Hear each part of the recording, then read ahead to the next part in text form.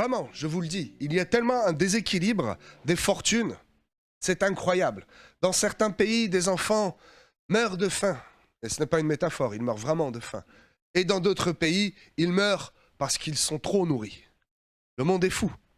Les États-Unis, pays, État, que j'aime beaucoup vraiment, mais il y a aussi des dysfonctionnements. Eh bien, les États-Unis ont choisi de donner beaucoup d'argent à l'Ukraine. J'avais parlé il y a quelque temps de ce fameux 3 milliards. On ne parle pas en millions là, on parle de milliards. 3 milliards d'euros que la France a donné à l'Ukraine. J'avais fait le rapprochement avec le coût par an des médicaments, hein, le fameux forfait à 1 euro supplémentaire là, ok. Eh bien, cette somme nous paraît énorme. Cette somme est adaptée finalement à notre pays. Et quand on parle des États-Unis, tout est multiplié. Tenez-vous bien, mes amis, les États-Unis, ça a été voté, c'est validé, c'est officiel, hein, vont donner là 61 milliards d'euros à l'Ukraine.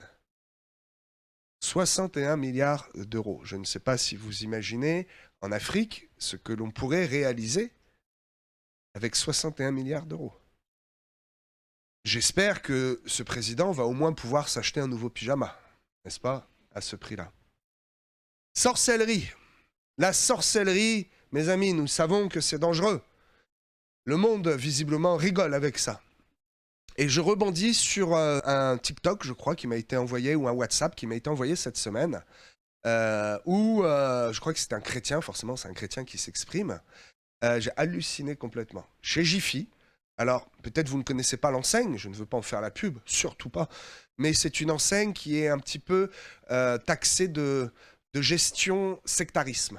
De gestion un peu sectaire avec ses employés, c'est comme une grande famille, c'est un peu mystérieux, c'est un peu un club franc-maçonnique, hein, Jiffy, vraiment. Et donc Jiffy commercialise le plus simplement du monde, je vous le donne en mille, des poupées vaudou.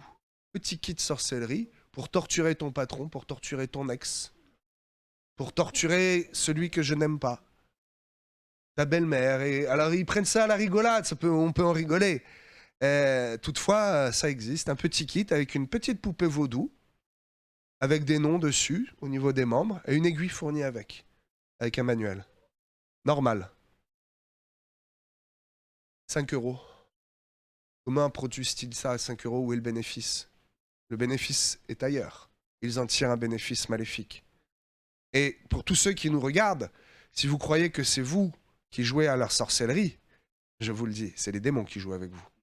Ne jouez pas avec ça. Ne jouez surtout pas avec ça. Nous sommes dans un monde de fous. Un monde complètement incroyable.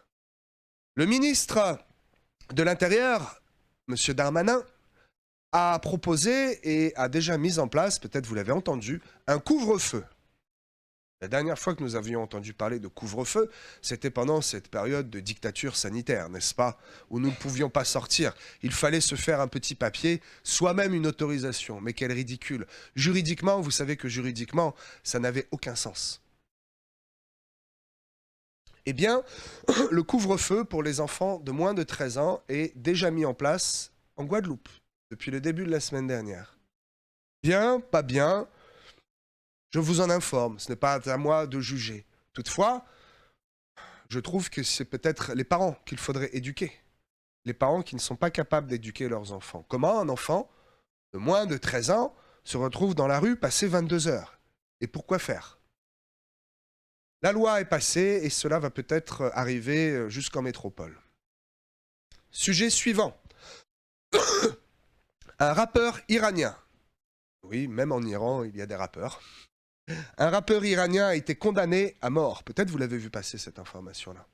À cause de ses textes, à cause de sa prise de position, où visiblement dans ses textes et dans ses raps, il aurait trop critiqué le régime iranien et pris vraiment parti, soutenu cette jeune femme, souvenez-vous, il y a 2 mois, qui a été prise dans la rue parce que le voile était mal mis. Police des mœurs, ils l'ont battue à mort. 3 jours après, elle était morte.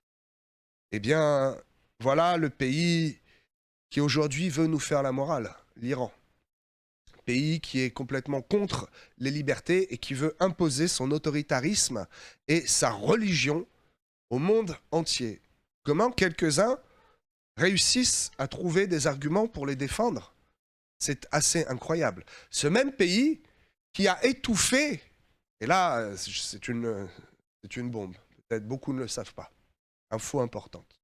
Vous savez qu'Israël a riposté sur l'Iran. Il était question de drones assimilés à des jouets, l'Iran a rigolé et a voulu ridiculiser Israël. J'en avais parlé la semaine dernière. Israël n'a rien dit. Très intelligent. La vérité est ressortie il y a 48 heures. Je pense que l'information a été beaucoup étouffée. Eh bien, Israël a frappé très durement, très sévèrement. Une bonne fessée. Les frappes ont été très graves. L'Iran a eu honte de dévoiler l'information. Israël a ciblé des points particuliers. Ils ont endommagé et ils ont mis off des radars qui leur servent, des radars qui servent aux batteries antimissiles. C'est-à-dire que si l'Iran a étouffé et si l'Iran n'a pas répliqué, le feu s'est calmé. Pourquoi le feu s'est calmé? Parce qu'ils sont comme ça. Parce qu'ils n'ont plus aucune défense antimissile. Et Israël pourrait claquer des doigts comme ça et raser le pays. Ils ne le font pas. Grande sagesse. Tout cela, ce sont des informations qui n'apparaissent pas sur le petit écran et qui sont véritables, je vous le dis. Parlons encore de ceux qui soutiennent ce pays. Avez-vous vu la manifestation des étudiants de sciences politiques? Pardon? Sciences politiques, nos futurs politiciens, ceux qui sont appelés à diriger le pays, ceux qui sont formés intellectuellement pour diriger une nation. On parle ici de génie, d'intellect supérieur, de personnes intelligentes, de personnes qui savent se contenir. Que font-ils? Ils manifestent dans la rue comme si c'était des étudiants de première année de seconde. Moi, quand j'étais en seconde, et Cervelet, tous les ans, il y avait une manifestation. On allait, on manifestait, on ne savait même pas pourquoi on manifestait, mais c'était juste le truc de manifester.